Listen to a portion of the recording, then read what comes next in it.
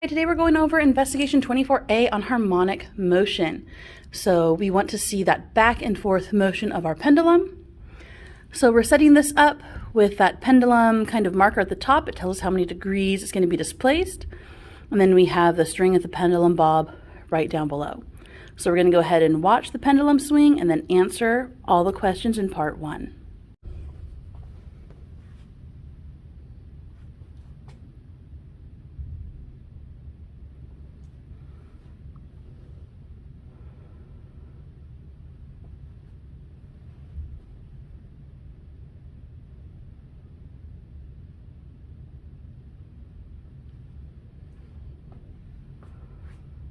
All right, part 2, we want to find the period of this pendulum. And so we are going to watch 10 cycles happen and then divide the time by 10 so we get the average period. So go ahead and watch the video and record your data below. All right, we're going to time 10 cycles. I'm going to pull it back to 20 degrees and go. It's 1, 2, 3, 4, 5, 6, 7, 8, 9, 10 full cycles. And we get our time here. Can you see that? Go ahead and record that. We're going to do it again. All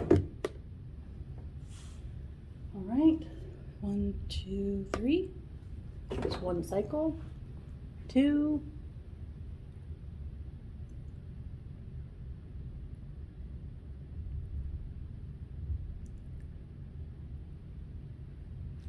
That's 9 and 10.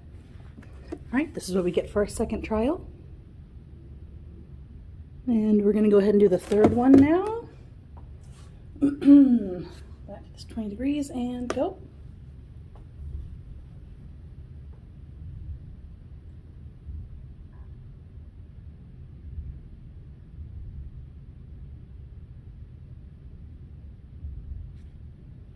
That's 9 and 10. Oh my gosh, we're getting really consistent results here. So here's our third trial. All right, go ahead, find the average and record it in your lab. All right, part 3. Now we're going to attach our photo gate so we can actually measure with a little bit more precision. So go ahead and read through this section and then we'll begin. All right, I've zoomed in so you're not gonna be able to see the top of the pendulum, but I have my photo gate here. And so now I have my data collector in period mode. So I'm going to deflect at 20 degrees. I did have to shorten the string just a little, but it should be pretty similar. So about that 0.82 is what we're getting each time.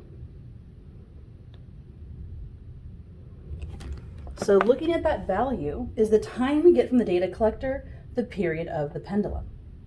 Go ahead and answer part 4 now. Part 5 is the fun part. You get to design your own experiments. So we need 3 different experiments where we're testing how the amplitude changes the period, how the mass of the bob changes the period, and how the length of our pendulum, that string, changes the period. So to do that, you're going to design your own experiments. The key here is to only change one variable and keep everything else constant. So I'm going to set up my version of the experiments and hopefully it matches kind of what you're thinking. All right, in our first experiment, we're gonna be changing the amplitude. So I'm gonna put this here. You guys aren't gonna be able to see both. Maybe if I, we're gonna do the best that we can. So I'm gonna go ahead and displace this to 10 degrees. And I'm at an angle, so I accidentally did that the wrong way. Okay, here's our 10 degree pendulum time, 0.81. 8579. We know that since there is frictional force, it's going to be decreasing that a little bit, but again, there's our pendulum.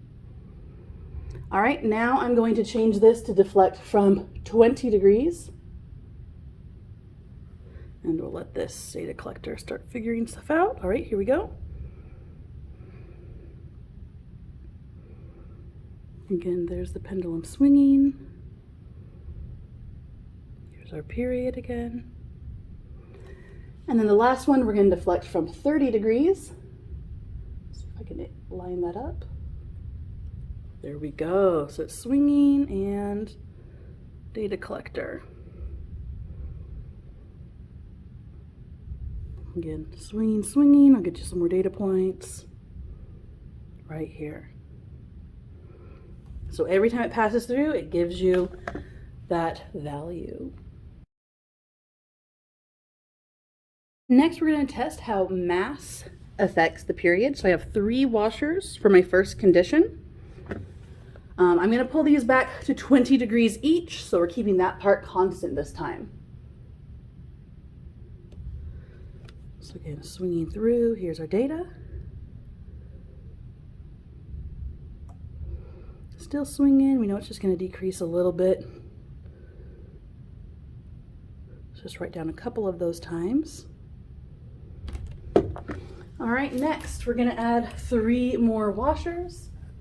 Let's see if I can, nope, I'm going to pause the video. All right, now we have 6 washers. Again, 20 degrees deflection and, oh, let's try that again.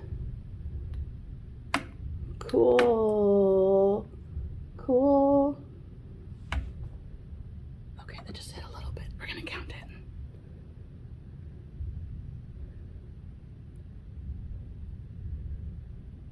So there's a little bit of the error in the beginning.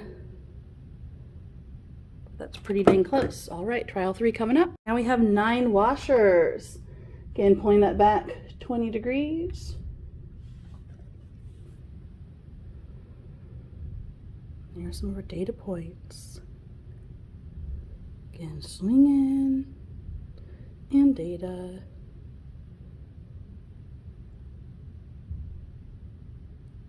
All right.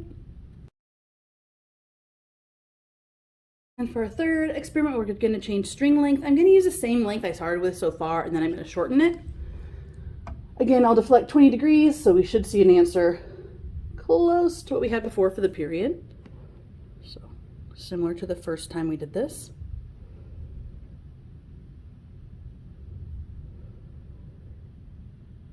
All right, I'm going to go ahead and shorten it up 2 holes, and then we're going to try again. In case you're curious, the length of that string the first time was about 70 centimeters. Moved it up 2 holes, made it now 60 centimeters. So let's go ahead and deflect that 20 degrees, keep that constant, and here's our data. And you can see it swinging in the background. Get a couple of those data points written down. All right, we're going to shorten it another 10 centimeters. All right, 50 centimeters now. Set the amplitude to 20 degrees. And here we go with our data. Again, still swinging. You guys can barely see that. There we go.